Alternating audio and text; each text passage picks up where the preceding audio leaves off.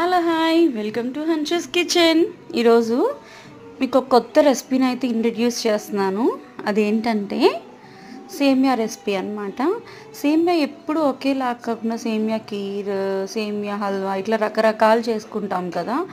ఎప్పుడు ఒకేలా కాకుండా కొత్తగా సేమియాతో పైనాపిల్ మిక్స్ చేసి స్వీట్ చేస్తే చాలా టేస్టీగా ఉంటుంది.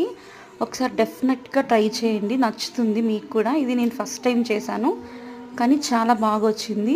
నట్స్ వేసుకుంటే ఇంకా చాలా టేస్ట్ ఉంటుంది. ఫైనల్గా అయితే ఆసమ్ ఉంది టేస్ట్ అయితే. మీరు ఒకసారి హన్షూస్ కిచెన్ యూట్యూబ్ ఛానల్లోకి వెళ్ళిపోయి ఫుల్ రెసిపీ అనేది డీటెయిల్గా నేను ఫుల్ వీడియోలో పెట్టున్నాను.